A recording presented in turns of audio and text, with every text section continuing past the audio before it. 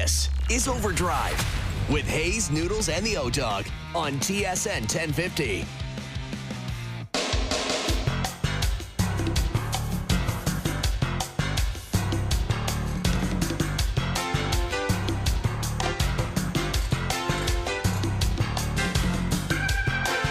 All right, here we go. OverDrive off and running. TSN 1050 on the TSN app, your home smart speaker up on TSN 4. Brian Hayes, the O-Dog, Jeff O'Neill, Jonas Siegel. Very fitting to have this song. It's fitting. It's very appropriate. Jays going to the World Series. Amazing stuff. You're amazing.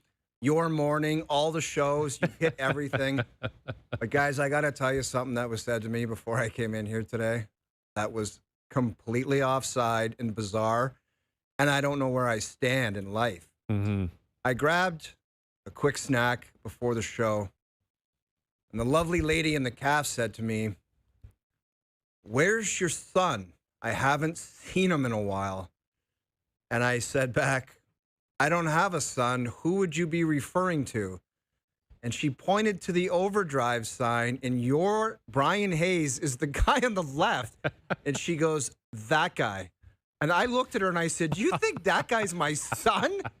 And I was beside myself. I'm like, I got to dye my hair. I got to do all kinds of stuff. Yeah, you've got to go Jim Benning now. You have to completely reverse your whole I'm going to lifestyle. call Jim Benning after the show and say, "Where do I get the dip?" Yes, and listen, I'm just as offended because I got to get the beard cooking again. I got to go back into COVID. Dude, you got to grow your hair, grow a beard.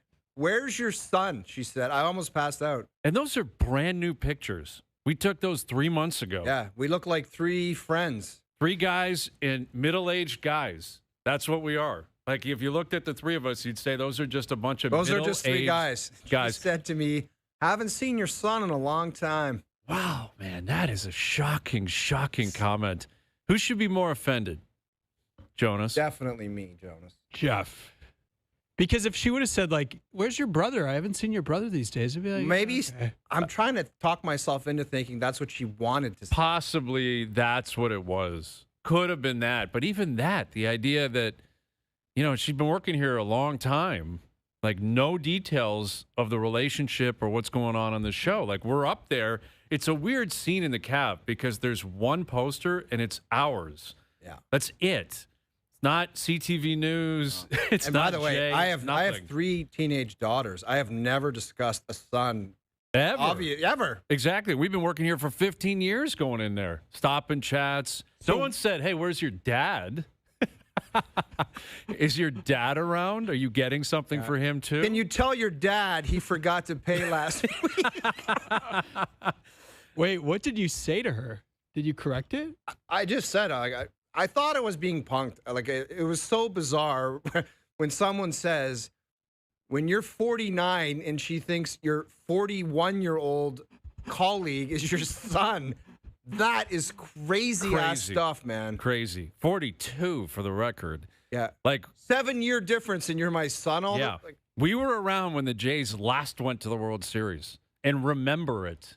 Like, that's kind of the common denominator. Isn't that the line of demarcation right now in the city or in sports in this country? If you have vivid memories of the last time this team went to the World Series. Yes. Like, that's the crossing, that's the roads, basically a fork in the road. Do you remember or do you not? And it's I'm sure a very different experience, what happened last night, because if you're Doogie and you weren't even alive, this is amazing. Jay's greatest day of your life. I can't believe it. They're going to the World Series. Where if you're, of a certain age, obviously this is still incredibly cool. It doesn't take away from that. But you're like, they're going back again. Yeah. And they won the last time. Twice. Don't you think it's better to be us, where we kind of remember, like, and now know what it feels like to go so long? I mean, I prefer being us until an hour ago. I was going to say, Dad, were you at that game? You were a little bastard at that game. Were you down there? Did you bring me down to that game? I'll never forget when my dad brought me down to watch Joe Carter hit that home run. Caught me a ball in left field. Got you an ice cream sandwich. Yeah. Popcorn. Cracker Jacks, the whole 9. We did the 7th inning stretch. I'll never forget it. Fond memories. And he even told me I didn't have to go to school the next day. And I've loved you for it ever since. Oh, yeah, it's a real fork in the road. Do you remember or don't you? And I'm happy for the people that don't remember. Like I'm happy for everybody. Like the city, it was so cool down there. I wasn't sure what to expect when I walked out of the stadium, because the closest thing I can remember, because again I was on the field, I was doing TV. I didn't leave there until after 12:30. And you didn't go into the dressing room? No, I did not go in there. Okay. I made an executive decision not to be in the clubhouse. Hedge, who is a legend, she went in there. Keegan went in there. They're professionals. I'm not. I'm not. So I was on the field taping stuff and going on with Jay and Laura and Sports Center and all that. But when you know this, Jonas, 90 minutes pass, you don't know what you're walking out to into the streets. And the closest thing I can remember is, I guess, Raps, no? Yeah, but they won on the road. It would be Game 6 against Milwaukee. That was a home game. That's the closest thing I can remember. Game 6, they beat Milwaukee to punch their ticket to an NBA Finals. Were you there? I was in the building. Same thing, did a bunch of post-game stuff, and I left, and there were still people around. But last night, there were a ton of people still downtown, and there were like horns honking. Like it felt nostalgic from that standpoint. When the Raptors won in 19, after they won, like downtown was just like a big party. Was it like that? Yes, but again, I wasn't downtown because they won in Golden State. So I was at home. I wasn't. Oh, well, I was downtown. You were like you lived downtown. Yeah, so like King Street was just like all people. Of course, but it wasn't people like parading out of Scotiabank. No, it was just people like losing their mind. Exactly, which you would expect, and clearly that will happen again if the Jays win the World Series in 5 in LA, or better yet, if they can do it at home, then you have the whole Sky Dome crowd coming out. But I was curious about it. Walking out on the front at like 12:40, 12:45, place was packed. And you saw a lot of people like leaving their buildings to get into the streets, which I found kind of cool. And also a sign if you're younger, if you're like 25 and you live in a condo downtown, you're like, I'm going out. So many cool moments for the fans that were in the building. Like I was thinking about it when they were doing the slow-mos of Springer getting to first base and jumping in the air. Like all of the people in the background that could frame that and have it in their basement. Like yes. That is a cool moment. Any kind of celebration, like where you see yourself, whether behind home plate or in that Springer moment of any kind, rounding the bases. Like, what was that? When he hit that, like, that must have been a noise and a celebration that you will never forget, and was incredible. You never could ever forget it. And again, I used the compare and contrast of the 2015 Game 5. I said it a ton last night. I'll continue to say it. You were there for the bat flip game. That was so loud. Now, it's been 10 years, so you can never get it to a decimal point. Like, you can't really remember exactly and frame your mind to, I'll never forget when he hit that home run. The buildup in the 7th inning of Game 5 that year was unparalleled. There's nothing like it. There's nothing like it. But I do obviously, it's a bigger home run. It's a more important home run. This one gets you to the World Series. That one got them to the Championship Series. It clearly surpasses the significance of the home run. And don't you kind of think that was their one shot? Yes. That's the crazy thing is, and when Bautista hit his, the game was tied, I believe. And again, they had lost the first 2 games of that series, just like the Jays did here. But then they had the momentum. Like, it felt like the Jays had the momentum. Last night, up until the bottom of the 7th, it was all in favor of Seattle. Yeah. Like, all in favor of Seattle. It felt like a massively missed opportunity in the first inning when they had Kirby on the ropes. And then Kirby settled in and pitched great. Bieber was never comfortable. No. Could not find the strike zone. Never looked comfortable. You knew they were going to the bullpen, which is always unsettling. And you're right. It was a sleepy night. It was Game 1 being replicated. That's what it was. They lost Game 1 3-1. They had 2 hits. First hit was Springer, home run. The rest of it was the sleepiest night I can recall in that building. And it felt that way leading up to the bottom of the 7th. Not necessarily sleepy, but more anxious. A lot more nervous. People sitting on their hands, not because they wanted to, but because they didn't know how else to react. And, you know, Barger walks, and Kiner Falefa finds a hole somehow, and he gets on base. And then the bunt. Unbelievable Jonas drag bunt. I approved. Unbelievable bunt. And Springer looked so awful in his previous at-bats. Yeah. Like, he looked so Well, can you imagine the uncomfortable. bruise on his knee right now? It just must be like purple. His knee must be a disaster, just mush. It was like, I don't know why, because it seemed like if there was anything kind of curving, spinning outside and away, he would just lunge at it and he couldn't get to anything. Yes. Yeah. Instead, this guy got a meatball over the plate and crushes it. And he did not miss, yet it just got over the fence. Like, and that was the eerie experience because the place goes crazy. But I'm in left field. Like, I could almost reach out to the left field. You were going to knock the foul guy with pole. the jersey? Springer jersey? Thought about it. Nice. But it's more about in the moment, it's like floating, and you're watching it thinking, okay, Rosarena's tracking it. He's making his way to the wall. The game's tied. I was fairly certain off the bat it's hitting the wall. Yeah. Fairly certain the game's tied. I did not know for sure it was a home run. Where Bautista's, you knew it. The second he hit it, the whole world knew it was a home run. There was more suspense with the ball in the air with Springer, but it was incredible. And then after that, Chris Bassett rolls out in the 8th inning. Dude, I'm not going to lie. That scared the hell out of me. Terrified everybody. Yes. Here comes Bassett, who we've seen do mop-up duty in Game 2, and other than that, we have not seen in almost a month. But if we're going to hammer the manager for the bullpen in the other game, kind of got to give him credit for how they did it this time. No, but Brilliant. they were wheeling out there like Bassett was some kind of flex, and I'm like, I don't know about this guy, man. This scares the hell out of Well, me. and especially going Gosman to Bassett, not Bassett to Gosman, right? I thought maybe there was a chance they'd send Gosman back out for the 8th. Me too.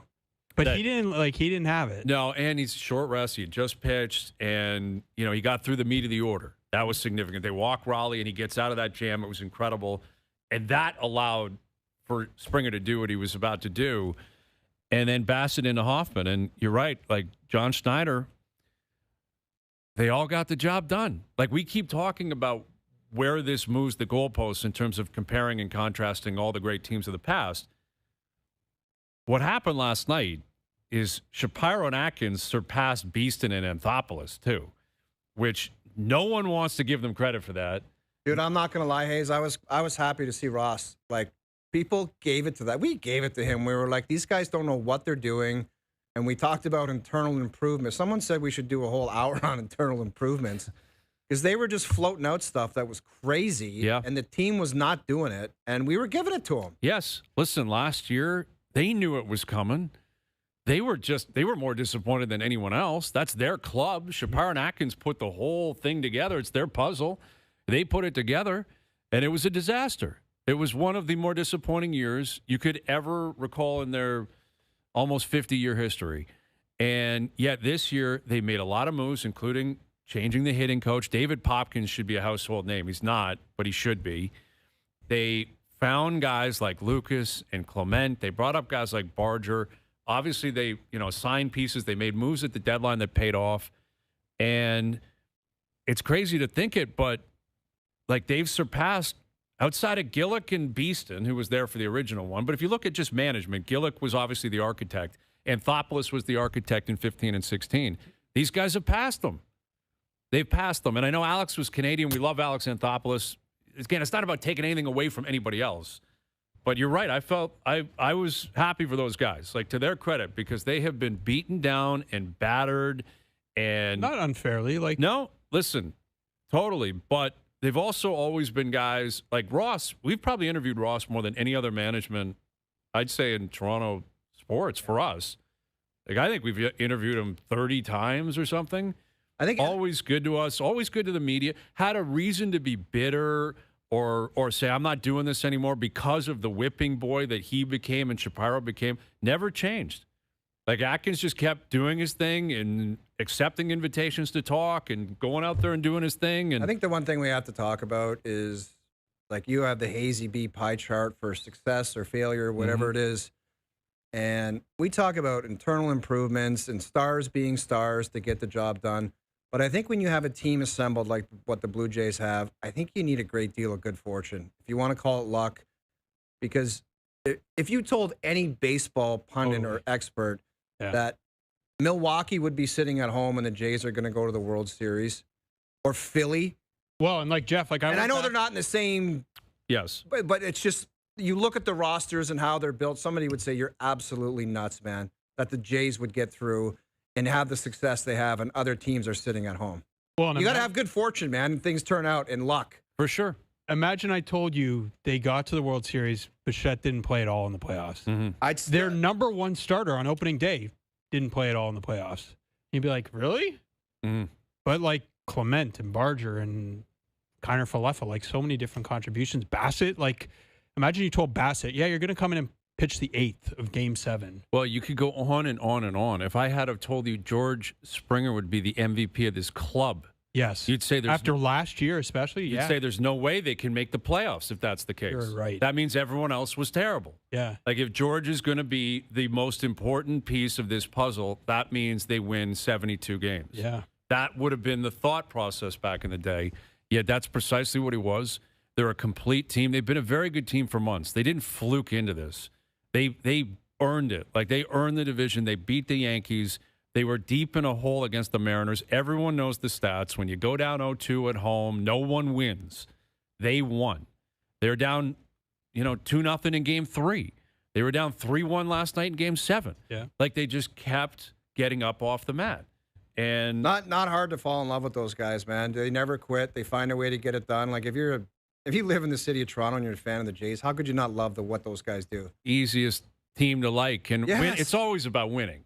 Like if you win and you show up for the moment. If they fought hard and they didn't get it done and they got pummeled when they went out to Seattle, everyone would have been like, nah, good year, guys. Moving on. Yeah. But so easy to fall in love with those guys, man. Big time. Because they always talk about it. They're like, we're actually the definition. We are a real team. And I don't know how true it is. Sometimes you just toss it out there when you have success, when you're like, we all love each other, man. Like, do you really? Because you're winning, you do, obviously. But it just seems like they put it all together, and it's so fun to watch. You mentioned the bat flip game. See, my mind, as far as like the most iconic sports moment the last 25 years, goes to Kawhi. Has this surpassed against Philly? Also, Game 7, also to win. That was to win the series, but that was to take them to the Eastern Conference Final. Does this surpass it? I think it does, right, Springer? The moment he had last night, yes, I think it does. If it's one play, if that's what you're Yeah, suggesting. I'm saying like if I said to you, what is the most iconic moment? The Kawhi Toronto's corner had? shot or Yes. the Springer Bounce, homer. and you mentioned like how you weren't sure about Springer getting out. Kawhi was obviously the most like, is that going to go in? And then it's like it bounce in. Mm-hmm. I don't know. It would be hard to pick one or the other. It's a great question. I think it's Springer just because it's the World Series. But here's the only reason why I will say Kawhi now, and I might change my mind in 2 weeks. Yeah. I know the Raptors won. Okay. So I fair. know what it led to. Yeah. I know that ball bouncing 4 or 5 times and landing Goes in. meant they were getting 8 more wins, and they were getting a parade, and the banner was going up. If they lose in the World Series, I still think the Raptors deserve to be at the top because they actually completed it, which is a bit unfair in the moment because we don't know what's going to happen in the next 2 weeks. But I know the ending with the Raptors. And without that shot hitting, obviously we have no idea what would have happened. Yeah. So it's a great question, though. I thought It's a for great sure question. you guys would say Springer, but it's actually maybe not yet. TBD. I think not yet. I do think if the Jays win the World Series here, then the Springer, unless there's something that surpasses it in the World Series. Is there even a hockey equivalent to throw in the mix? Is it? Do you have to go with not in the last 25 years, Not yet. unfortunately. Dougie You have to Spinorama go behind the that. net? Yeah. I mean, that was Yeah. Game 1 of the second round, though. Probably the Borshevsky, overtime winner. You can't say Tavares OT winner against Tampa in the first round. Yeah, no. Although Borshevsky was in the first round, too. And that's going back 30 years. If you're talking this century, There hasn't been a lot. yeah, right? I mean, Like, you it's- probably go to the 0-2 team. Joey Bats is in the top 5. Like, Yeah. Well, and this is where I think the Vladdy stuff, comes into play that, what has happened with him and his reputation and gaining 100% support, I think is almost unprecedented because even Kawhi just didn't talk. He didn't show any personality. And there was always an underlying belief that he's leaving and he doesn't really want to be here. Like he's a pro and he likes his teammates and he's going to play and he's going to try and he wants to win. mm-hmm. But he happens to be in Toronto. If he happened to be in Charlotte, that would be fine. If he happened to be in Milwaukee, sure, go ahead. If he happened to be anywhere. Vladdy, walks the walk, talks the talk, loves it here, is giving quotes all of a sudden that ring out, and he is the main proponent for a World Series run. What a legendary comment when you pull it off. I was born ready, and then your team wins. Exactly. And listen, he had a single last night. It wasn't the Vladdy show last night. No. And we said that. Someone on that team owed it to Vladdy to push it over the top so that comment now can live in, infamy. Like, I'm born for this. And even last night, he wins the MVP, and he gets up and goes, job's not done. We got 4 more. Like, that's the kind of stuff people love. So easy to say it. But when you're in the moment, if you play your cards follow right, the process and we're sticking to it's just throwing something out there, man. Love it. Like it's 100% approval rating for a guy that is making more money than any other athlete in the history of the city, and nobody cares about that. No one's worried about contract. No one cares about anything. It's 100% approval rating. Do you know how hard that is to get that in a market? Well, for it's people so that are tough. all over us at the end of the Leafs seasons, the last 10 years or whatever, you talk about 100% approval rating. When you continuously don't get it done and then say the things you like, it's such a different animal you're talking about. Like, Well, you guys do bar play. What is the bar play Hall of Fame, and is he in it now? oh, Vladdy after Game 7 in Toronto and Springer, they're rivaling Dougie 93. Yeah, I think they have to, That's right? right. Like we all love Doug Gilmour, Wendell Clark. Like those runs were the greatest. Those were They're as right good as it beside got. them. Yeah, but They these might guys, bud in front of them in the front they line. might because they're in the World final. Series. Yeah. They're in the World Series. But you look at Gilmour 93, Kawhi in 19, Vladdy in 25, of just players that had that 100% approval rate. Well, I guess you'd have to include like Joe Carter, Tony Fernandez, Sure. some of those guys. Well, very valid. Roberto Alomar. Yes, Alomar for sure back then in 92 and 93, 100%. But, yeah, man, what a night. What a scene. World Series, and the Dodgers are flying into town. That's the team waiting for you. The That's LA a different Dodgers. animal, man. I'm sorry. Very different animal. These guys have taken down some giants, the Yankees, the Mariners. This is a different. They slapped around Milwaukee like they were a AAA club. Like they were the White Sox. Slapped them around. We should look this up. Has any team won the World Series? Sure. Like fewest losses to the World Series. Well, I was going to say going through the Yankees and the Dodgers in the same year. I wouldn't be surprised. I wouldn't be surprised. Like I wouldn't be surprised because those teams make the playoffs so much. You know, maybe vice versa, Dodgers then Yankees. I don't know. Look that up, Doogie, if you can. But you're going to get Judge into Raleigh into Ohtani, too. Like the 3 biggest names in the sport this year, the guys who have Ohtani's going to be MVP. Either Judge or Raleigh are going to be MVP. Mm-hmm. You got the Yankees and the Dodgers, the 2 biggest brands in the sport.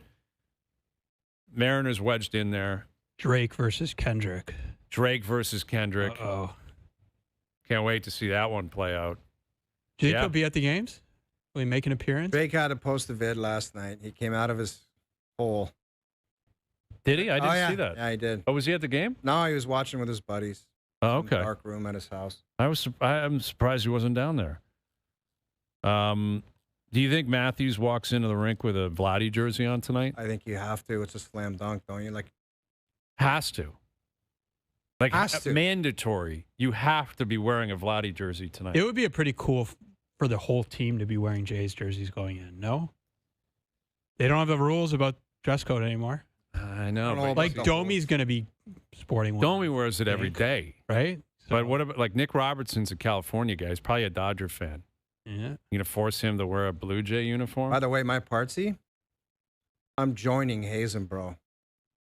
Really? You're out? My partsy said yesterday he's a Mariners fan. He's not cheering for the Jays. That's sick. That's enough for me to leave Owen Wilson, and I am officially a part of it. After you guys had a big night last night, too. We did. Like a pretty good night for the 2 of you. Not that anyone was paying attention, but pretty good night. That's disappointing. Did he say that on his new podcast? Yeah, he did. With his buddy from the Mariners there. Of course he did. He's like, I'm not going to lie to you. I hate the Jays. Cheering for the Mariners. Lived there for 10 years. Greasy. All right. Well, we'll see what comes of that. We're gonna have to address that with him later in the week. Do you have to accept him or like? Nah, we'll be back together. Nah, we're not taking him. We don't really want him. All right. So what do we have this hour? We've got Keegan Matheson coming up. I'm reading a bunch of comments. People are sending pictures of the two of us down at the game and saying father and son watching the game. And it's going to be interesting to see where this goes, like recency bias. And, Colin tweeting and saying, you guys in this take on Shapiro and Atkins, you're getting crazy. What, that they don't deserve their flowers? But this is what I'm convinced in sports where the old hiring and firing things, and maybe head coaches are different, but you just bring in smart people and you kind of hope for the best. Because it's just because the Dodgers are a different story because they buy so much talent and they pay for it. But it's like everyone else is just trying to put together a competitive club to see if it works, and it worked for the Jays.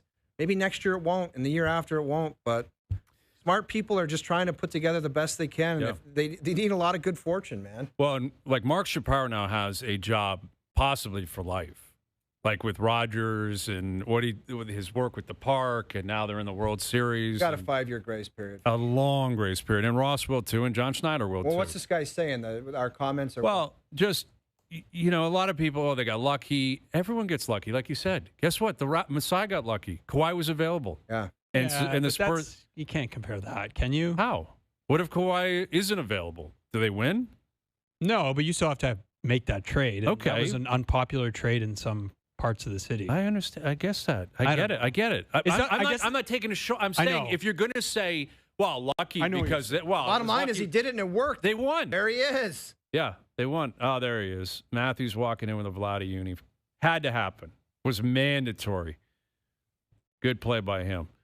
But, again, I'm not taking anything away from anyone else. Hayes? There's not like one move you can be like, that was it. You know what I mean? Like even the trade deadline stuff, you'd be like, yeah, some of that But what worked. about signing Springer in 21? But that was like a really slow play. Like it didn't.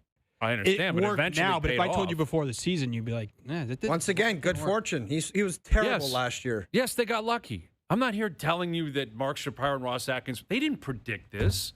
They'll say it publicly. We always believe. There's no way they saw this coming. Year after year, you just try to bring in as good players as you can, and if it works out one day, it works out. If you're not going to shift aside your hatred or whatever it is after a team is in the World Series, when are you ever going to do it? When are you ever going to give someone credit? Players, management, ownership that have spent money, fans for sticking with the team and being along for the ride? Well, that's my point. It's like, yes, you can look at different management types and say, I think this guy was better, that fine. But you got to give credit where it's due. Sure. Except for one guy. I follow one guy who every day, I think, for the last 5 years, he said, fire Schneider and fire Atkins. And it won't stop, no matter what. Well, now it's if that's your persona, like if that's your thing, and they could lose in Game 7 of the World Series, and I knew it. I knew they were going to lose. Can't do it. Can't do it with these guys. Well, Schneider got it after Game 5. Yeah, he sure did. Man, that's huge because now Game 5. I saw Brendan Little walking around, happiest guy in the world on the field. Just walking around, thumbs up and people, how's everyone doing? Looking great. And great I was job, like, hugs. Talk about feeling good for a guy. Like, thankfully, no one cares about Game 5. No. It's over. All right, Keegan Matheson coming up. The Insider's coming up as well. Leafs Devils, Sheldon Keefe in town tonight. How will the Leafs respond after what took place over the weekend? We'll get to that as well. OverDrive continues, TSN 1050 and on TSN 4. Now, back to OverDrive with Hayes, Noodles, and the O-Dog.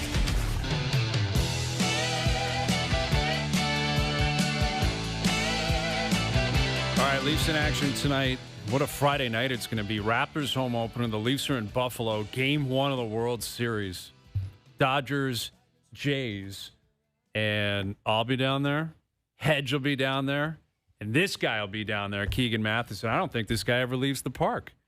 It's incredible. What's happening, Keegan? Happy to be home, guys. Happy to reacquaint myself with my couch for a day, my apartment, get my life back in order. It's been good. Did your girlfriend catch you drinking scotch at 5 a.m, or what's the deal? Yeah, not a great look, fellas, but came in. I got home at about 3:30 in the morning last night. And I used to do that all the time, but now that I've cleaned up my act, it's a bit more rare. And I tell you what, guys, the champagne's fine. I don't mind the champagne. But when you get that stale, stinky beer on you, I think she smelled me come into the apartment before she heard me. So tough entrance, but long nights. And, man, another West Coast opponent, too. So I've given up on health and sanity and all that stuff for the next few weeks. I'll figure it out in November, December. Keegan, before we get into the meat of the game last night, I just wanted to get your thoughts on how people should view this from the management side of things. Is this just like they got lucky, they just put this thing together and somehow it worked out? Like, how should people view, because in years past, everyone was like Shapiro, Atkins, get rid of them. How should they view those two now? And I still sense that eagerness to call it luck or call it that one time it all finally came together. But there's been a method to some of this madness along the way. And a lot of the times, guys, it's just been more madness than method. But you see finally the vision that the Blue Jays have had all along. And it took some tinkering. And this, guys, I think, is a case in favor of the argument for continuity and letting a front office figure it out. Now, a lot of front offices in Major League Baseball, if they'd put up the Blue Jays results over the last 10 years, there would have been changes. They had not won a playoff game since 2016. It's been a long damn time. In a lot of cities, under a lot of ownership groups, they would have cleaned house, maybe a couple of times. But this group was allowed to stick around and kind of fine-tune things. They'd been chasing this exact outcome. They'd been chasing this style of team forever, and they've whiffed a few times. But each time you whiff, you've got to realize what went wrong, and I think they finally have. I think they've found that sweet sauce in here. And, of course, Springer, seasons like that, you can't plan on that. I'm not going to pretend that Ross Atkins was sitting in his office in January thinking this guy's going to have a career year at 36. You need some luck along the way. Every World Series team has some luck. But I think the Jays, with some time, and a lot of time, they finally figured it out. Yeah, they did. And the Springer one really is, of all the stories, and we still have more, to write here. You have more to write. We have more to see. I mean, they're going to play at least 4 more games. And if they end up winning the World Series, then obviously we'll get to that point and everything else will be recalibrated. But is the Springer story, would that be chapter 1 for you? How would you start the book up to this point?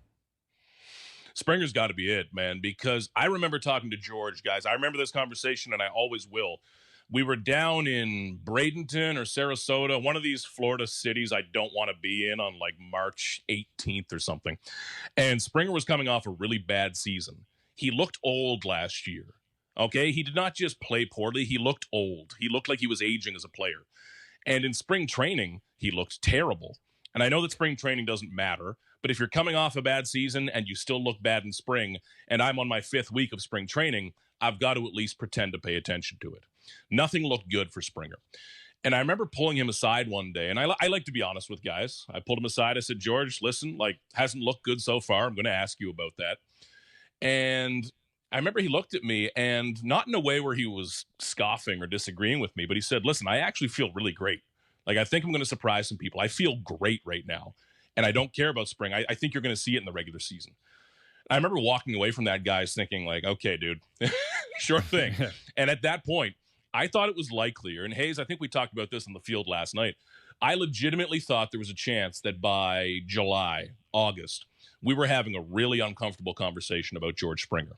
If the Jays were a 500 team, man, do you just DFA the guy, get some young guys in, eat that salary, you eat the last 6th year? This has been the biggest shock I've covered, frankly. You don't see this happen for baseball players at 36. It's just unbelievable, and I can't say enough about the guy, man. Full credit to him. What do you think it is, Keegan? Is it health? Is it just good fortune? Is it him not playing in the field? What is it? Not playing the field really helps. I honestly think that's been a big part of this, and I didn't think that it would be such a factor. but it has been. And it's a real mindset change. And you can give a lot of credit to David Popkins and the hitting group. But last year, George Springer was trying to not get out. This year, he's the aggressor again. He's trying to hurt somebody. He's trying to hit the ball really far. Last year, it was defensive. Because George Springer, guys, we've talked about this before. I don't think it even comes through over the TV what an incredible athlete he is. Like in terms of raw athleticism, he's one of the best I've ever covered, and it's why he's good. And for that quality of athlete to go into a defensive mindset didn't work. Doesn't match. You know, that's for slap hitting little 5'7" outfielders, not George Springer. Like the dude is built like a free safety. He's able to hit home runs. He could hit 30 next year too. I don't care. But he's such a gifted athlete, and he's getting back into that. And he's having fun again, guys. He's energized, man. When I think of the 2025 Blue Jays, I think of George Springer going first to home on a double. Just like screaming his way around third base. He's energized. He's young again. And it's all that mindset, man. He's the aggressor now. With Keegan Matheson, which I guess gets us to the World Series here in the Bo Bichette conversation, which I would not call it an elephant in the room, but you had the exclusive last night, and, you know, he told you, he said, I'm ready to play. You know, I'm ready to go. And he's Bo Bichette, and he, outside of Vlad, it's him and Vladdy for the last decade. And if he's ready to play, he's ready to play. You would presume he's being honest about that. He's not just caught up in the moment and dealing with adrenaline. You presume he's ready to play. Go ahead. I also heard A.J. Przinsky say, I don't know about that. If I'm the Jays, you maybe got to say, take a seat. We're doing this. We're going to give it a rip without you, man. Right, and that's a World Series winner, and Przinsky's a serious analyst in the game. So, Keegan, let's presume he's on the roster.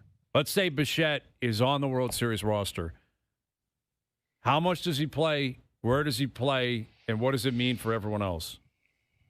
It's not a simple answer, guys. It's kind of clunky, to be honest with you. And it was interesting, Hayes, when I asked Bo that.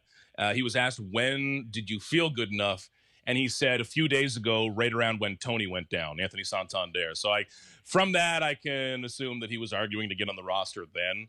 But if he says he's ready, and I believe he is, then he's going to play. And you want that bat in the lineup every single day. Now, can I envision Bo Bichette at shortstop, especially 3 games in a row when you're on the road in L.A.? Not really at this point. That's tough to envision.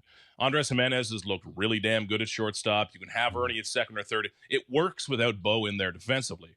What that would mean then, guys, is George Springer in the outfield, right or left field. Is that bumping out someone like Nathan Lucas, or is that killing your platoon matchups? And on top of this, guys, George Springer's DH'd the whole playoffs, and he's been really, really good. Do you want to mess with that? So this is a good problem, but good problems still need good answers. You can still screw up a good problem. And John Schneider would really need to make a decision on this. But if Bo is healthy, and I believe he is, you need his bat in the lineup. Having him bat fourth behind Vladdy, you need him in there. And I understand that there's going to be the argument of, do you mess with the chemistry, whatever. Mm-hmm. This is Bo's team. It has been for 10 years, and he deserves to be part of this. And, man, if you told him he was not going to be part of this, I think he'd burn someone's house down at this point, man. He wants to be in there.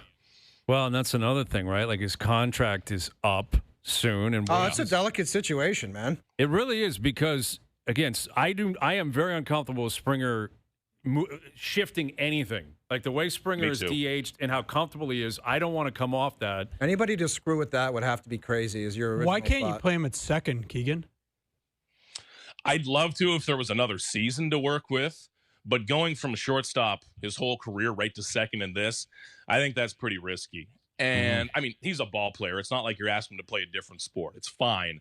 I think he could hang, but I think you're really risking a lot there if you ask him to do that. But if you roll out Bo at shortstop, then you're kicking Jimenez back to second, probably Ernie Clements at third base, and you've got Barger back in a corner outfield.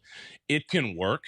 But guys, with a knee injury, running is one thing, but it's that kind of quick bouncing side to side, that movements for ground balls. I don't know how comfortable that would be for Bo at this point. And no matter what decision they land on, guys, I think we're figuring this out as we talk about it. Mm-hmm. No matter what decision they make, they're taking a risk, either with George in the field, with Bo defensively.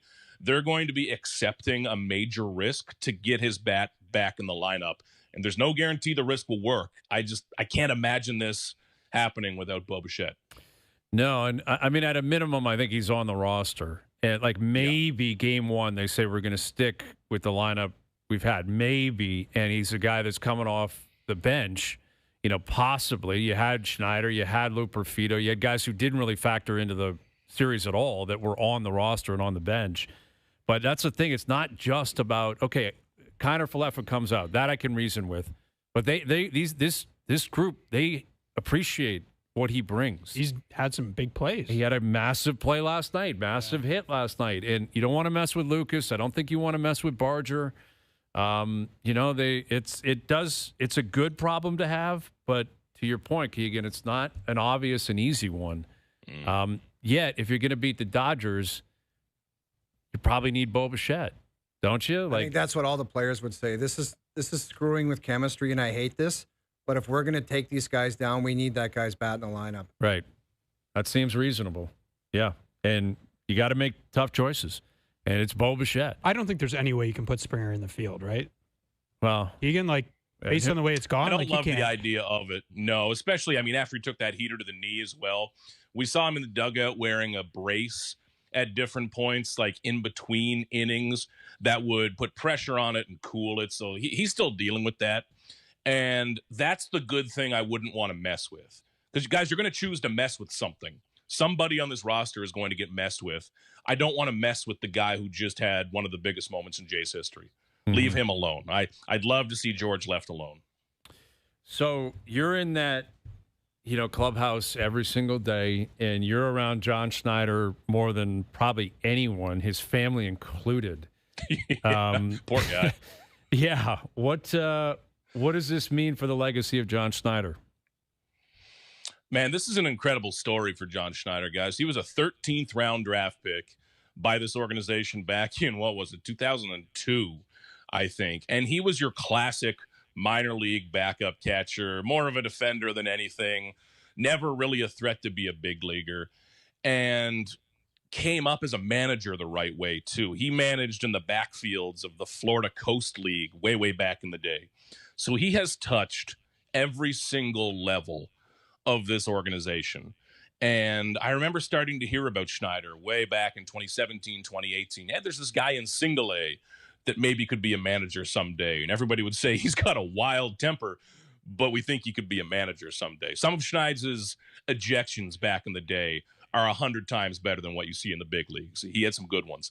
But for the legacy of him now, John Gibbons did not make the World Series with this team. Outside of Cito, no other manager has. Mm-hmm. And you can dine out on that for the rest of your life. And John Schneider as a manager is still a very young manager, guys. So I think what I've seen in Schneider is a manager who's developed and grown, who has accepted some mistakes and talked about them pretty openly, and has admitted when he has screwed things up along the way. But he's gotten better from that. And I'm a big believer that managers can improve and develop.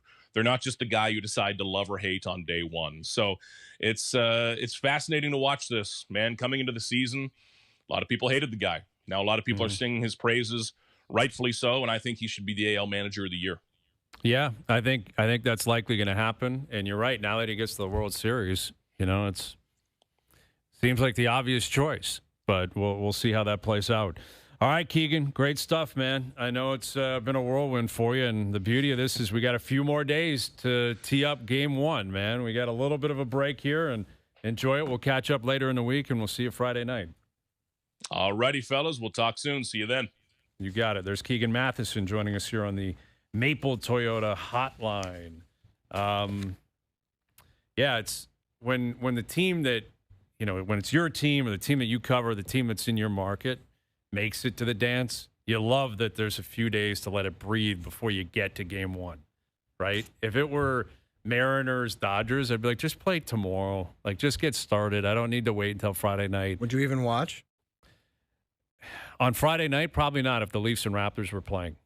And also it would just be like, it was that close to being the Blue Jays. Like, you'd watch because it's the World Series, but not to the same extent. Yeah. Clearly. If the Leafs and Raptors have their home opener on Friday night. Well, I was thinking Seattle, LA, if they were 10 p.m. start, but they would never be 10. It'd still be 8 p.m. Yeah, it'd still be prime time. But this, you just allow the ALCS to settle. regroup, and then think about all the chatter leading up to Friday, like what the roster looks like, what the rotation looks like. What do you do with Bassett? What do you do with Scherzer? What do you do with your bullpen? You know, where does Bichette obviously factor in? Like all this kind of stuff. How does it line up for the Dodgers? You know, as of now, what I saw today, what is being projected could be Ohtani versus Scherzer game 4. Like that could be the game 4 starter. Scherzer, Ohtani in the World Series in LA game 4. Would you keep it the same, like the rotation? Like would you go Gausman, Savage, Bieber, Scherzer? I wonder if with Gausman going last night, they give him another day. So you go Savage game 1, Gausman 2, Bieber 3, Scherzer 4. Game 1 for Savage, man. It's asking a lot. Yeah. It's asking a lot. Speaking of his luck thing, like imagine telling them that was going to happen. Yeah. You know what I mean? First round pick from a year ago shows up and performs this way. It's been one of those just destiny seasons. Like everything has broken their way. A lot of it is earned, clearly. But they don't have to explain anything. That's the beauty of sports. Once you're there, you don't have to explain yourself to anybody. You made it. You're in the World Series. Leafs Devils tonight. We'll get to that. Overdrive continues. TSN 1050 and on TSN 4. Now, back to Overdrive with Hayes, Noodles, and the O-Dog.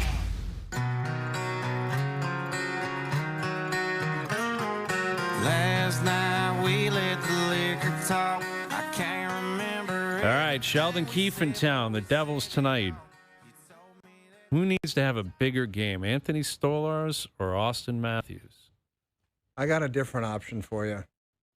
How about some of the newcomers have a night and take away the distraction from all of the guys? I like that idea. Who can play the role of Ernie Clement tonight? Maybe Dakota Joshua. That would be nice. Matthias Michelli. Like they said, we're going to do things differently. There's going to be more. That's a good point. More people around doing it by somebody else stand up and just take the total distraction away from Austin Matthews and Stolarz and Nylander. Like, let's just see something. Yeah. Because for some of those guys I just mentioned, not a drop, man. No. Find a way to be Nathan Lucas tonight. Ernie Clement. Like, channel your inner Ernie Clement. Channel your Ernie. Ernie Michelli tonight. I need Ernie Michelli. Ernie Michelli. Just get things done. Yeah. Ernie Michelli, who grew up just off Rutherford Road. Yeah. I need Ernie Michelli tonight. And Nathan Joshua. Yeah. Nathan Joshua and Ernie Michelli. Hour 2 coming up. Overdrive continues. TSN 1050 and on the TSN app. Overdrive with Hayes, Noodles, and the O-Dog on TSN 1050.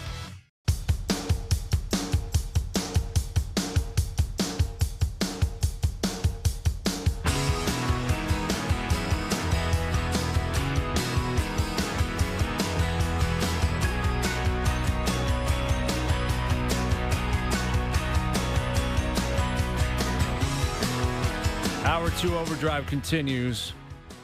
Powered by FanDuel. Leafs in action tonight. Austin Matthews walking in with a Vladdy Guerrero Jr. jersey. Had to do it. You have to play to the crowd. You have to. You have to. I was expecting Darren Dreger to be doing that himself. With a Vladdy or yeah, why Matthews? Either. Which one would be more likely for you? Vladdy. Yes. Yeah. I figured. Because I'm not afraid now to call myself a fan, right?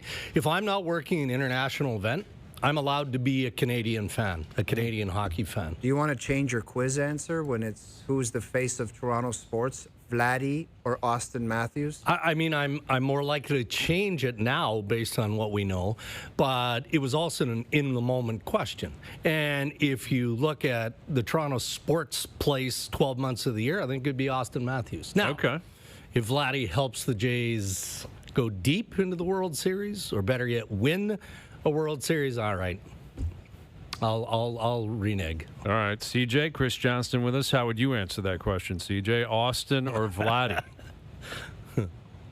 Well, I mean, Vladdy's in the middle of building a statue right now. So, you know, the conversation has definitely shifted with the performance he's had in this postseason, signing the big contract at the start of the year. I think I might be a prisoner of the moment, but I'm going to go Vladdy. If you had asked me a year ago, I probably would have been easy for me to go with Matthews. But we remember moments like last night. Of course, it's George Springer, what we're going to remember most about last night. But that's the stuff that sticks in your mind 30 years down the line when you're a fan. And so Vladdy's had a pretty special few weeks here to I think cement his place even deep. CJ, you're a big Jays fan. Were you in attendance last night? I peg you as a guy that would have been there. Come on, of course he was. I don't think he can hear us anyway, so we'll see if we can get him back. Do you follow on Instagram? Sorry, call was coming. What was CJ. The question? I just said, CJ, I pegged you as a guy that would probably be in the building last night. Were you there? Oh, man. I was there. My feet haven't touched the ground since. I have to be honest, that's the most fun I've had at a sporting event maybe ever, because, I'm lucky to go to all sorts of great things in my job, but it's not the same when you're in the crowd with the people, hugging strangers, high-fiving, the whole bit. It was a memorable night, and I don't even know what they could do to top it now, quite honestly. It was that good. Well, that's the amazing thing. They still have the World Series that they're just about to start. That's the beauty of it, that it actually is going to get bigger and better. And as crazy as it was last night, if they win the World Series, it'll take it to an extreme that, not many people can remember back in the early 90s. Now Friday night. Are you traveling? No, I don't. They don't have the budget for that. Why would they? No chance. I don't know. You're a staple of the coverage. Hedge and Keegan I agree with Hayes. that. I agree with that. Glad you said that. I wasn't going to say it out loud, but probably should be in LA. But Hedge will be out there and Keegan will be out there. I'll be there for games 1 and 2. And then if it gets to 6 and 7, I'll be there as well. Nice. Yeah, it'll be great. I don't know why you just don't go. Take your machine. You can do OverDrive, time change, and fire up the games out there. I hear you, man. I hear you. That'd be a lot of fun. There's still lots of time to make it happen. I'm sure we can make it happen. We'll put some pressure on the brass. I think we put some pressure on the brass. It should happen. All right, so speaking of pressure, we asked this question before you guys came in. Who's facing more for the Leafs tonight? I won't even give you options. Dregs, you go first. Yeah. If you're looking at the Leafs tonight, which player has the most pressure to perform tonight? For me, it's Anthony Stolarz. He doesn't have to pitch a shutout. Let's give the New Jersey Devils some credit in that. They're a very good hockey club. But he came out loaded for bear post-game on Saturday, and he identified what we could all see as a weakness, right? Nylander's probably one of the few players in that room where it just rolls off his back. When he talked about it on Monday, I think he was sincere. I don't really care. I haven't even looked at it. However, when you're talking about a softness in your team and how you play, Craig Berube wouldn't call the group soft, but I guarantee you from day one, that's one of the many things he's preached. You have got to find a way to get to the opposition net. And you have to make sure that you protect your own net. And they haven't been doing either with any level of consistency. So, I get the frustration of Anthony Stolarz, but when you're specifically calling out your top scorer and then the indictment of the character of your team, you better be damn solid. He better be on it. What about you, CJ? Let's take Stolarz out of it, or maybe you can go that route if you want. But is there another player that has been brought into the spotlight, maybe more than they usually would, that you think has to have a big night tonight? Well, I'm inclined to say Stolarz, but I'll say, look, the blue line I think is under a bit of a microscope now. Brandon Carlo, probably specifically, given his proximity to a couple of those plays that were in Stolarz's grill. But I think, seeing the way that the team rallies around Stolarz will be interesting. And I look at those players in particular, especially if New Jersey, gets in the goalie's face, or they're obviously going to be trying to set up position around his crease. Is that an area where we see a little bit more pushback from the Leafs? Look, I think ultimately what those comments were is about the team being more competitive. So we can probably go position by position and look at ways we might measure that. But I think that I'm curious just to see what sort of effort we see directly in front of Stolarz around his net, from the guys that have to be there to protect him, because there's only so much he can do, even as a big a man as he is there in the crease. Greg, as they're going back to Domi on the top line, it's not very common for a top player in the league to have a rotating right side. And now it's like the fourth or fifth guy, second or third time for Domi. Like, How do you see this playing out? Well, you're right. I mean, it's almost in audition form at this phase. And when Scott Lawton comes back early November, I mean, he might get a look up there on the wing. I think anything is possible at this point, but it does speak to the need and the work of Brad Treliving to acquire another top six. Now, you're not looking for a top-line winger because those players aren't available in season. I think that they believe that Domi is the right answer, but because of the Lawton injury, they've had to backfill up the middle of the ice as well. So I don't know if we're making a big deal out of Cowan being the scratch. I don't think that we should. This is just part of the management of a young player. But beyond that, who else? Have you seen enough from Michelli to throw him back up there on a consistent basis? It's an area of need, and you might go as far as to say an area of weakness right now. CJ, where do you stand on that? Well, the one thing I'll say is that Domi and Matthews have had some good runs together in the past. I know we haven't seen it maybe in this latest iteration, the bit they were together in camp. It's still pretty early. But, I don't see a more obvious solution right now in front of them on the roster. It's just, I think this is with the injury situation, with what they have at the deck. I mean, I suppose the other guy that might be fill it is Yarncroke, but it doesn't even look like he's in the lineup tonight. So, I mean, it's not perfect. I think this is why this season, the Leafs are probably asking a little bit more of Austin Matthews than we've seen in the past. One thing for all the opinions, we don't have to mention the guy's name who's playing in Vegas now, but the Leafs never really had questions about that for a lot of years. Those two players played together and had tons of success together on the regular season side of things anyway. So. I don't know if it's ever going to change until maybe if they're able to make some trade at some point. But even if that happens, I wouldn't expect it to be anytime soon. And so it's probably going to be a rotating door unless Domi can find the fit that everyone's hoping for. And that unit takes off, right now. Yeah, and that's certainly not ideal. It's not unpredictable based on Marner not being here. Do you know what the solution is? Just play Nylander there. What is the point of this? If the top line's not good in this iteration, what are you accomplishing? No. Well, I guess their argument has always been about balance, and then who does Tavares play with? But what are you balancing? If you're Tavares, right? You do that. Yeah, but you're not getting enough of the top line the way it is. So what are you accomplishing? So you would suggest loading up Knies, Matthews, Nylander, and then let everyone else figure it out. Yeah, their top line hasn't been very good, and you could say rightfully so. They have two other good players on it, but Michelli, Domi, these are not solutions. This is not. No, they're not top line players. No, clearly they're not. But are they second line players? No, that's another question. What the secret is? Hey, they need two top six forwards. They might. They need two. And is that reasonable to expect? No. How are they going to get two top six forwards? They might not be able to get one. No. Right. Well, we got that going for us. Yeah, exactly. and how does that jive, Dregs, with Keith Pelly saying, hey, you got that green light. Go get crazy leading up to the trade deadline. Yeah, look, we can appreciate what Keith was trying to do. It's just an acknowledgement that ownership is fully behind Brad Treliving, Craig Berube, and the decisions that they need to make moving forward.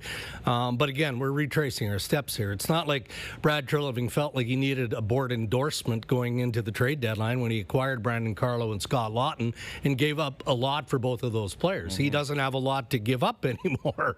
So unless you're tearing apart your roster, and look, the reality is, Vancouver's in a jam now because of injury. There are teams around the National Hockey League that are looking for very specific needs up front.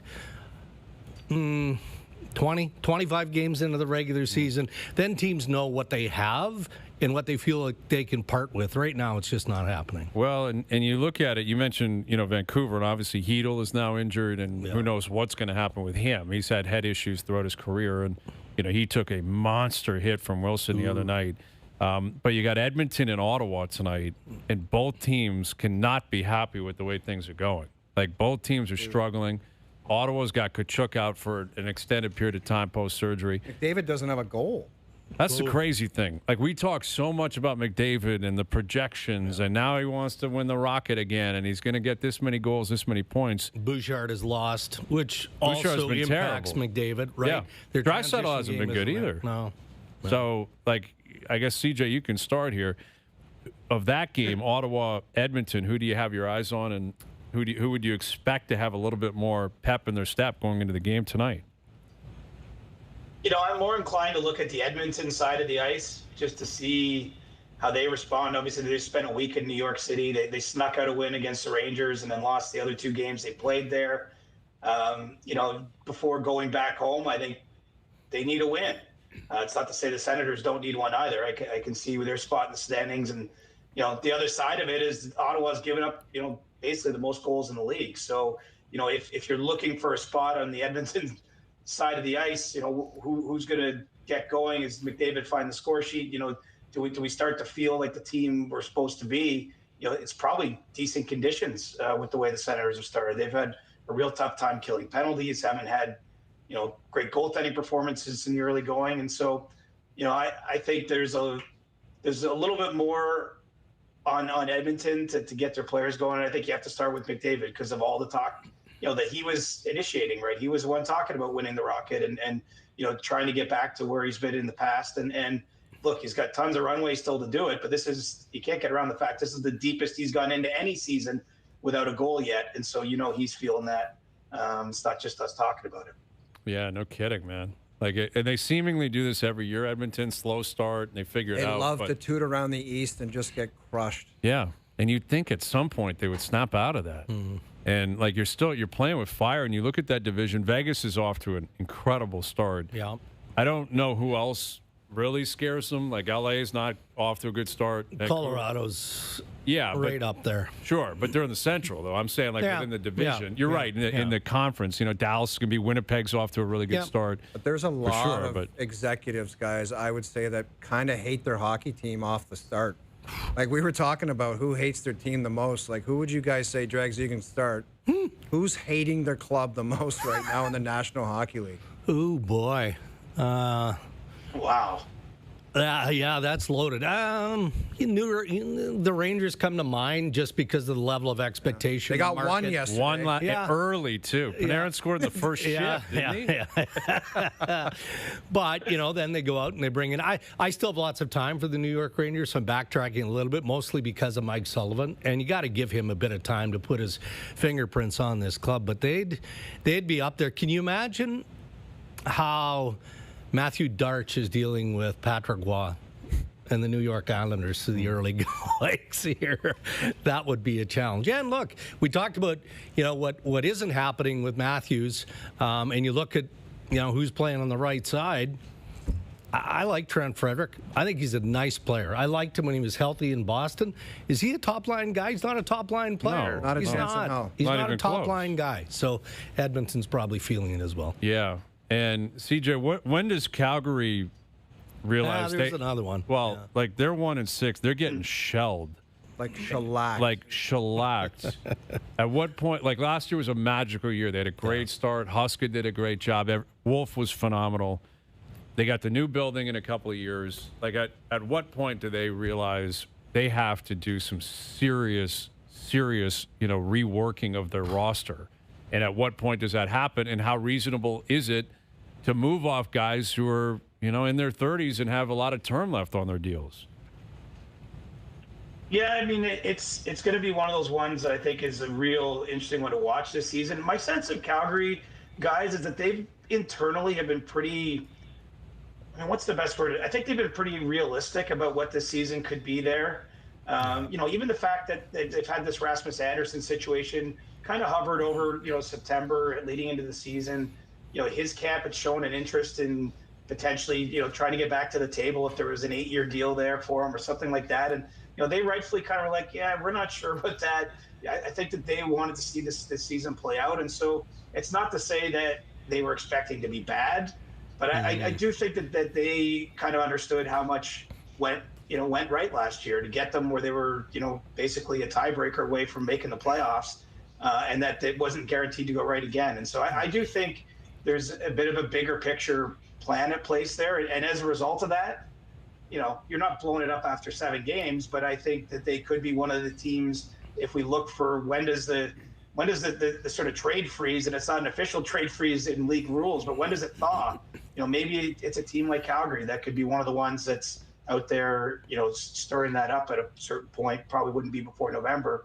But I think that they weren't expecting necessarily internally to. I know the players were talking about making the playoffs, but I think that at the management level, they've had pretty realistic expectations, and obviously it's been a really tough go here in the first few weeks.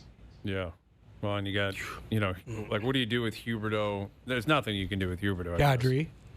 Kadri's a different story. Like, what would be the market for a guy like Kadri? Pretty solid. I mean, again, with the change to the CBA and whatnot, more than ever, it's going to be dollar in, dollar out. So how do you make the pieces fit? If you're Calgary, if you're trading players like that, you take a bigger look and a harder bite and just go, okay, we're going to the wood. We're going to move Rasmus. If you're moving Kadri, if you can find a taker for who, I'm with CJ. I don't feel like it's way too early to say they're there yet, but what they've got going out of the gate obviously isn't working. That's it. Like 1-6 in the roster is the roster. Yeah. Like it's not as if this was Colorado that started this way, you'd think they'll find a way out of it. Edmonton's done it before. Well, it's not happening. Tampa's not exactly lighting it up right now. Tampa's in a bad place. Yeah, they are. Dead last in the division right now. All right.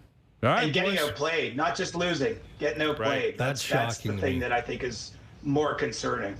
Yeah. Not a young team, though, right? Like, that's the thing. It's like the Leafs and Florida, Tampa, and Florida and Tampa have actually won. Mm-hmm. But those three, Boston's a year ahead of all the other three. Yeah. Like, they're over the hump the other way of being like, they had your window, you did your thing, you're an older team, and now you look at the Habs, like they keep winning, and they're fiery. Detroit's off to a great start. Yeah. Like, full credit to them. Yeah. They look good. They're fast.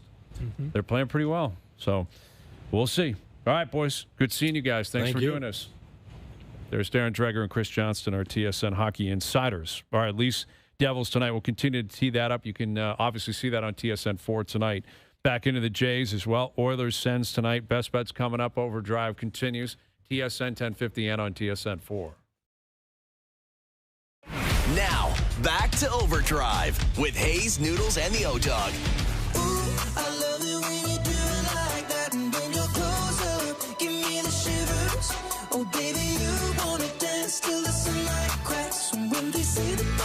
OverDrive continues, brought to you by FanDuel, bringing you more ways to play your game your way. You think anyone's going to ask Shohei Ohtani about his free agency when he gets up here? Oh, for sure. Someone's going to say, how close were you to being a Toronto Blue Jay? How do you think he'll answer that? I was on the plane. I don't think that'll be his answer. You don't think he'll answer it that way? Through an interpreter? I think he'll just keep it clean. Like, we had some discussions. It was great talking to them, and that's it. Didn't work out. I'm happy where I signed. Yeah, I'd say it's worked out pretty well for Shohei. It worked out pretty well for the Dodgers. Is he like landslide MVP in the NL? I think so.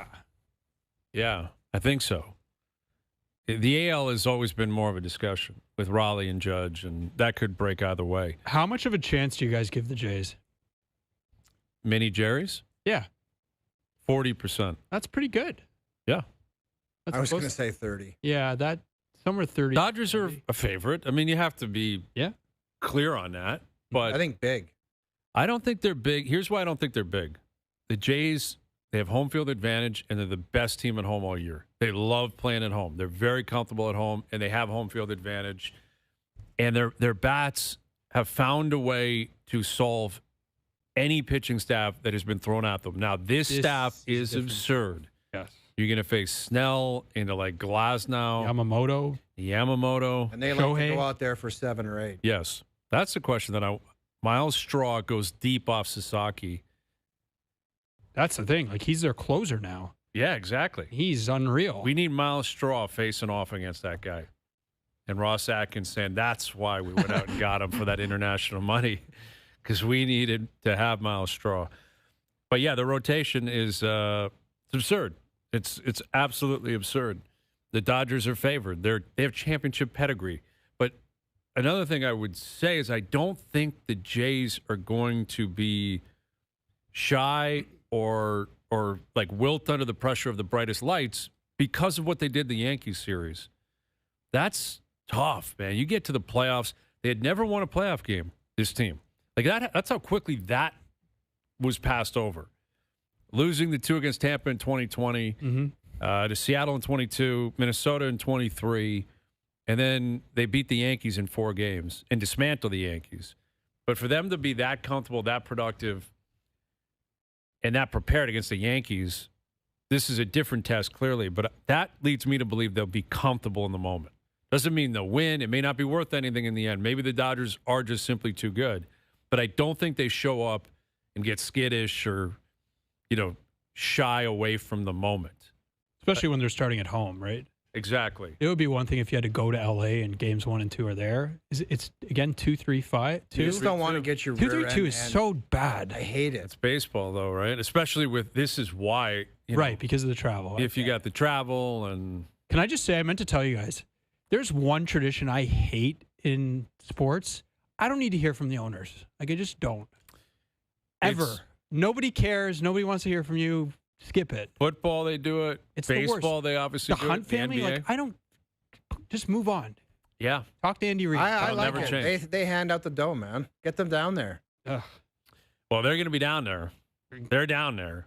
You're right. It's only the NHL where it goes right to the captain, and as opposed to going As to the it should owner. be. Yeah, I like that more clearly. Every but time I'm watching one of those championship things, I'm just like, just skip ahead. Just get me to. it is like a gratuitous. Oh, Mr. Hunt, great job with your. But they're the boss. I know. But Like the commissioner makes that call. The commissioner, I just hate his it. boss is the owners. So that's just the way it goes. I mean, I'm going to be first. yeah, You come to me. I hear you. It's uncomfortable.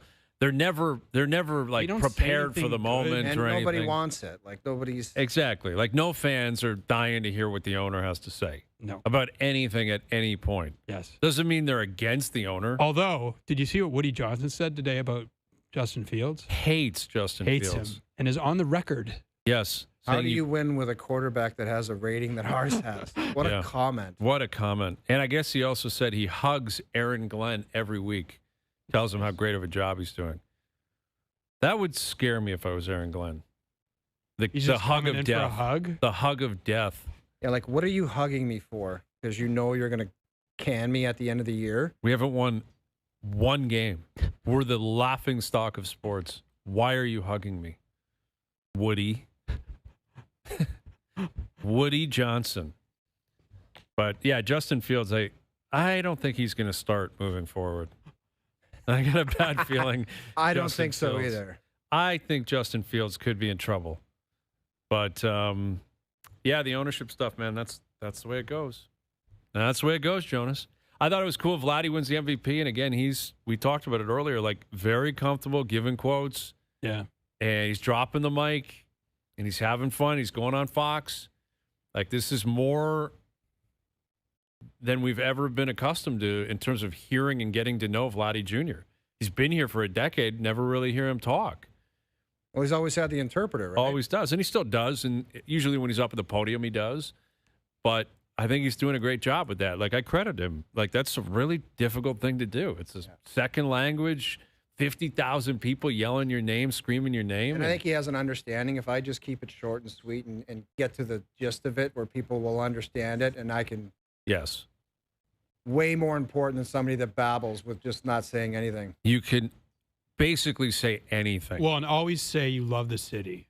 Always. That's like when a band comes to town and they're like, Toronto! And you're like, they don't care. Exactly right. That's Love this city. It's great. Vladdy is playing it to a T. Yeah. I think he actually does. Yeah, I'm born for this. I want it for the city. We got 4 more. We only do this for you guys. Only do it for you guys. Love your energy. It's the best. It's the easiest card to play. And it's right there in front of you, and everyone is going to love it. And John Schneider loves, like, he'll drop an F-bomb. He was dropping an Also a F-bomb good last move. night, and people were going nuts. Yeah. You get a reaction out of an F-bomb. That's how much people are happy about the way things are playing out.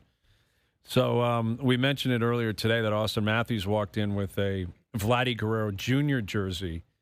And, I'm curious to see where the Leafs fall in play on this. I guess Scotty Barnes was there last night. The Raptors are preparing for their season opener tomorrow night. NBA starts tonight. LeBron James not playing for the Lakers.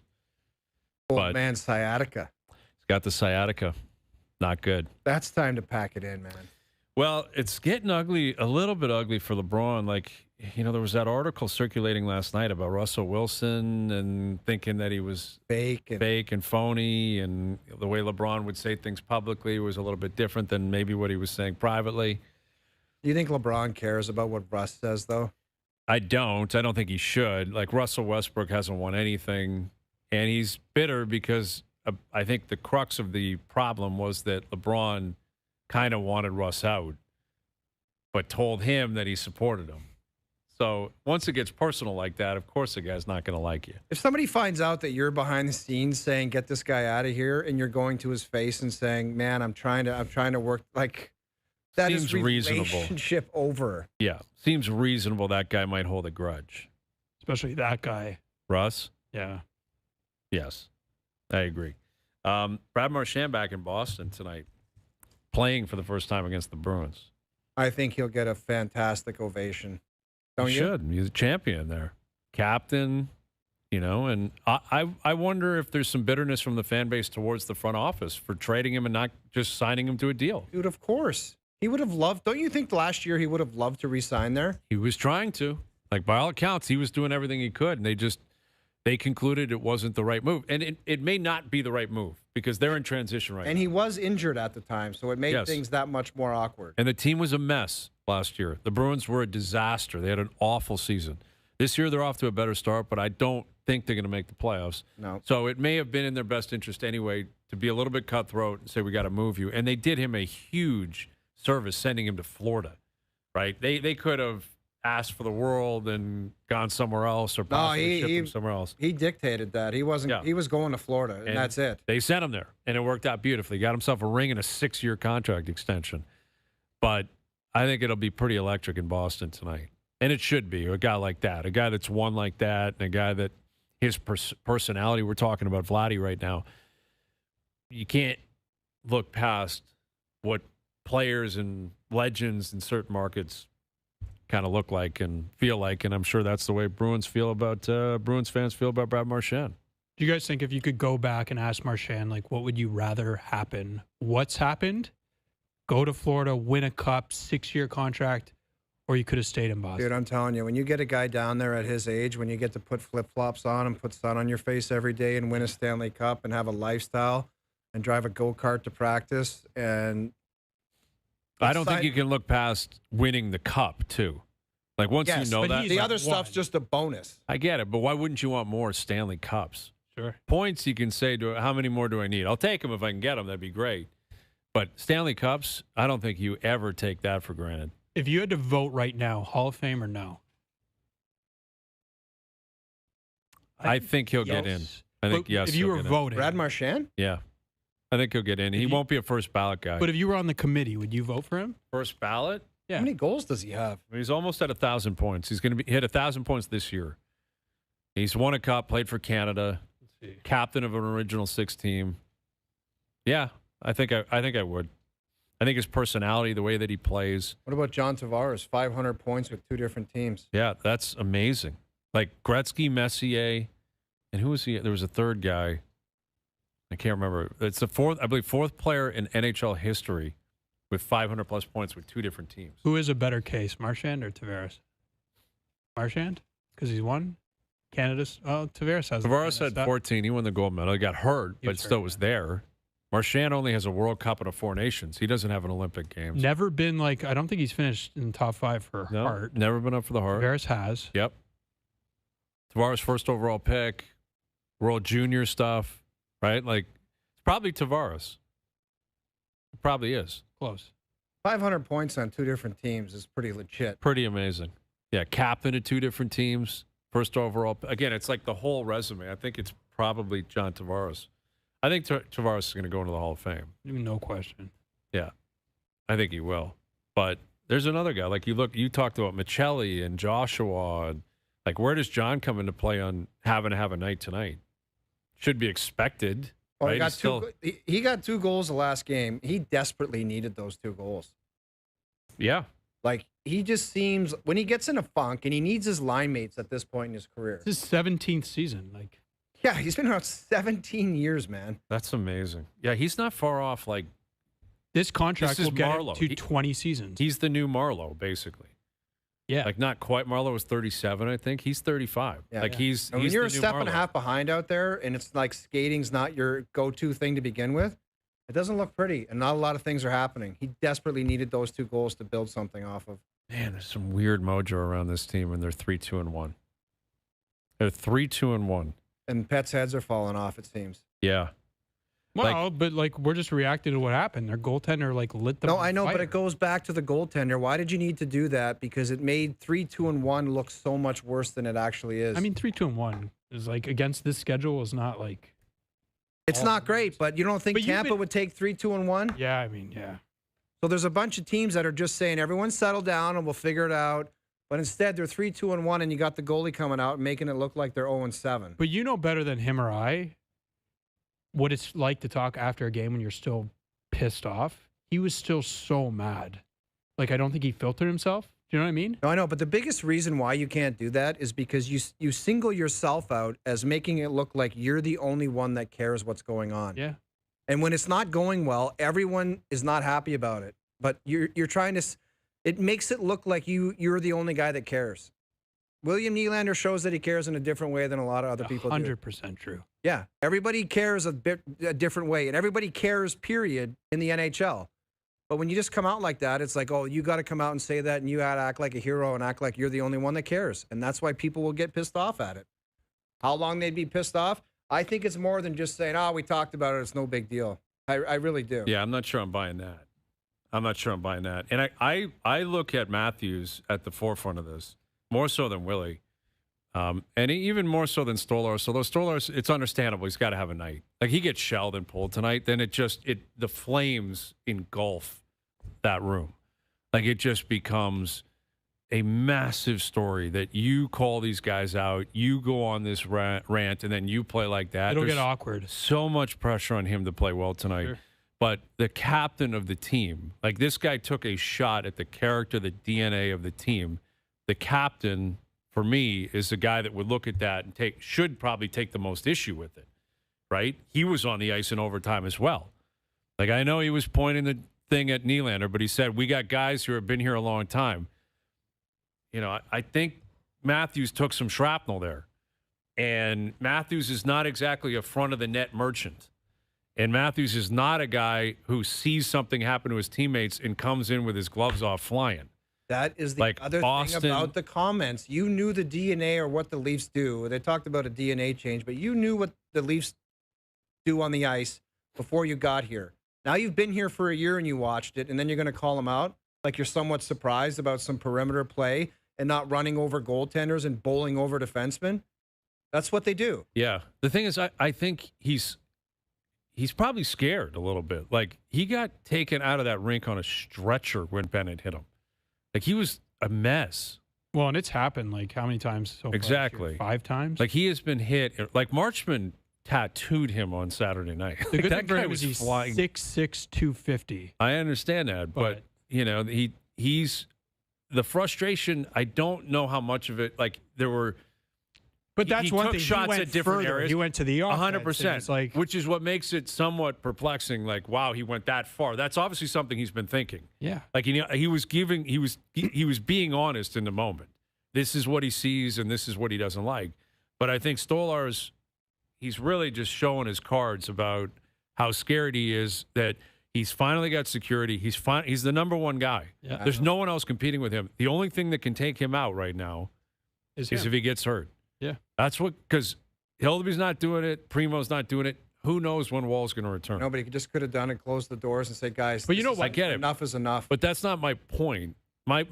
Yes, you're right. But what I'm saying is that doesn't change him thinking, like, I've waited my whole life to be the number one guy and have security, and I finally got it, and I can't rely on my team to put me in a position to hopefully keep holding on to it. And I'm not even talking about wins and losses and scoring and shootouts and overtime plays. I'm talking simply the rest of the league is taking liberties with him physically. Like, between Bennett and Marchman, that's 2 of his last, 4 starts? 5 starts? It's Two of his last borderline 5 happened starts. every game he's gone in there since training camp. Yeah, and that's another thing. Even in training camp, he was getting hit and freaking out. He's begging his team to snap on his behalf. That's really what he's doing. The other stuff, he just said, I'm going to keep going. And I'm going to bring this up, too, because it also pisses me off. But I think what he's really doing, he's begging them to give him a chance to survive the season. Yeah. The other stuff I don't even think he meant, because there were some bang-bang goals where guys were left aside. It's not like people were crashing the net. I think it was just pissed off and just kept going with it. Yeah. But What will you be more curious to see tonight? Whether they're at the opposition net, defending harder around their own net, or like going nuts if someone. I want to see if they're mature enough not to go out on the ice and cross-check somebody in front of their net. Right. And have a Fake 5-on-3 early and be down 2 goals and be Okay. like, "What are you like? Are you stupid? Everyone knew that was coming, so why are you doing that?" yeah, That's Like- what I'll be curious to see. confirm or deny, there will be a fight tonight in the game. I can't fully confirm that. Who's going to do it? Well, I can neither confirm or deny that. Brandon Carlo. Here's It's not in his like. he's fought. He fought when he first got here, a heavyweight too. Who did he fight? Yeah, I remember. And it was a really good tilt, actually. He held his own. He's a big guy. He is, and he's the guy that, like, he's kind of No, like, you know hey, who it is? It's a Domi fight night. Top line. Yes, could Team be. has been called out. Toughness is. Feels like a Domi fight night. I don't know who's on the other side, like who's in New Jersey that's dying to take that on or what have you, or who's looking for it. But I'll confirm it too that someone is going to overly respond. And the reason I say Carlo is that if he's on the ice and Riley gets buried or someone touches Stolarz, he has to. Like if someone hits Stolarz tonight and Carlo's on the ice, what is his alternative option? There is none. Like, unfortunately, Buffalo did this a couple years ago. I know, where which it's just- makes it so stupid It that is. you It's put like, yeah. yourself in this position where you're being compared to Buffalo. Yeah. Not Florida, not Tampa. You're being compared to Buffalo. I remember Lindy Ruff coming out saying, "We didn't respond properly. That'll Yeah. never happen again." Imagine being in the NHL and somebody telling you you're not responding properly and it's going to change in the future. Well, That's the original one That's was happened here, no? it Yes. happened with Marchand and Liljegren 2 years That's what ago. it was. Yeah, Keefe. Yeah. We didn't like our response. That'll never happen again. And the next game, Mark Giordano got in a fight. I remember it was Giordano. He flew into the corner. Someone got hit. I was there. I was in the building for it. And that was the guy, 40 years old. Mark Giordano was like, someone's going. Someone's going. Like the Leafs, I confirm it 100%. What's the prop on that Just- on FanDuel? I don't know who a he's fight fighting tonight. in Jersey's lineup. They'll find somebody. There's guys that will go if they have to. And it's not even about New Jersey looking for it. It's that they're going to be Forced. sucked into it. I'm just glad he didn't go backtrack on what he said. Because, like, we've heard that so many times here where it's like someone says something and it's like, didn't mean it that way. I agree. I don't know. Let's be honest. Like, And I hope that's a sign of a new era here that you don't have to backpedal. If you want to, you can. But I got the impression in the past it was kind of forced upon these guys. Like, please go out there. Like the Sheldon Keefe one, it's fitting he's here tonight. The king of the backpedal. And I don't believe he wanted to do that every time. Best players weren't that good. Next day, I didn't mean that. I meant all the guys. Yeah, exactly. That screamed, everyone come together. We need to shift the narrative. Let's get out there and pretend that didn't happen. And I think that may have changed now. I hope it did, because you're right. Stolarz didn't backpedal. So we'll see. See what comes of it tonight. All right, that game on TSN 4 this evening. Leafs, Devils. We'll come back, sneak in a couple of more confirm or denies, get to our best bets as well. OverDrive continues, TSN 1050 and on TSN 4.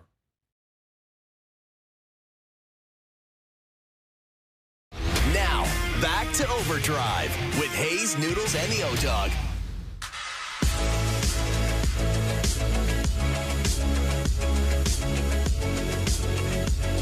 All right, OverDrive continues, powered by FanDuel. Make your picks and assemble a same-game parlay in seconds on the FanDuel Sportsbook app.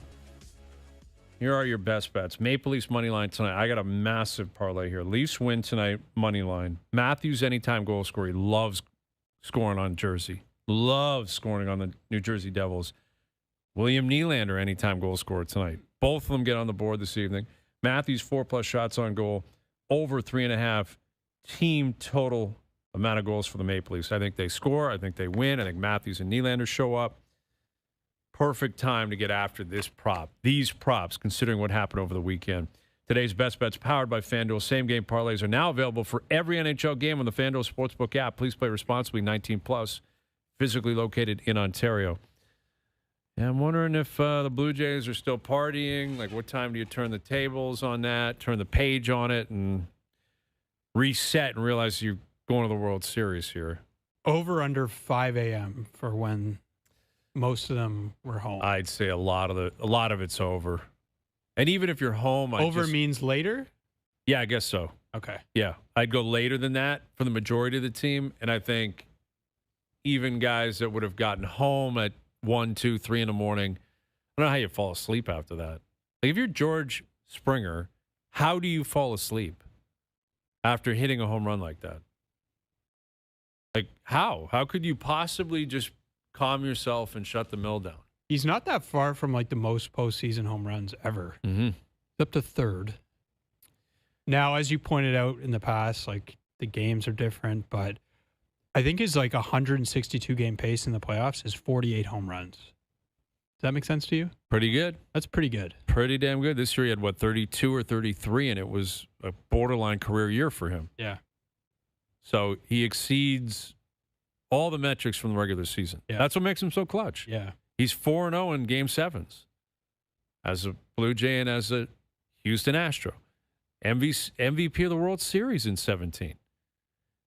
And, when he got hurt in Game 5 and they were cheering that and everyone in Seattle was loving the fact that Springer was down, for him to be the one to come back and effectively knock them out for the season. Very fitting, but must have stung, man. Like, I did not shed one tear for the Yankees. Happy to see Vladdy and everyone just dancing on their grave. Yankees have won enough. They're the Yankees. You either love them or hate them. I don't have a feeling whatsoever for Seattle. I'd obviously prefer the Jays win, prefer the Jays end up in the World Series. That's what's happened. But when you look at the Seattle Mariners history, they haven't won anything. And for them to be that close, like to have the heartbreak be going the other way feels nice. Very rare. Yeah. Very rare. Well, and it was looking so good for them. Like, they're up. They're up 3-1 in Game 7. Building was dead. Team seemed kind of out of it. 9 outs. He needed 9 more outs. Now the Jays in Game 5 needed 6 more outs, and we saw what happened there. But you're right. Yeah, if you're in Seattle, like, I'm sure when they were up 3-1, you were cautiously optimistic. But there's no chance any sports fan with that history thought it was a done deal. Yeah. Yeah, exactly. Just a history of losing effectively. There's no way you could have been that comfortable. And the same thing if the shoe was on the other foot. If the Jays were up 3-1 all game or 3-1 going into the 7th, no one would have believed this will just be a breeze. Even after Springer hit his home run, I thought there's going to be more action here. And I credit Bassett and credit Hoffman because there wasn't. I think the bullpen allowed 1 hit. Mm-hmm. Just the homer. Yeah, Varland got hit. Varland. That was it. There you go. But I didn't like them walking Raleigh. I don't know how you felt at the time. I thought it was the right play because that guy, he had a home run early in the game. He's Cal Raleigh. Yeah, I know, but Gausman, you put him in an uncomfortable position anyway. Gausman on the mound. But you're just creating a rally, and they almost did. Got out of it. Yeah, they got out. It worked out. Yep, they got out of it. It all worked out in the end. Everything's worked out for the Blue Jays. Everything's great. You got to give them their flowers. Top to bottom, the whole organization. They're in the World Series. And, what this means for the legacy of all these guys and everyone affiliated with the organization, it's still untold because they still got games to play.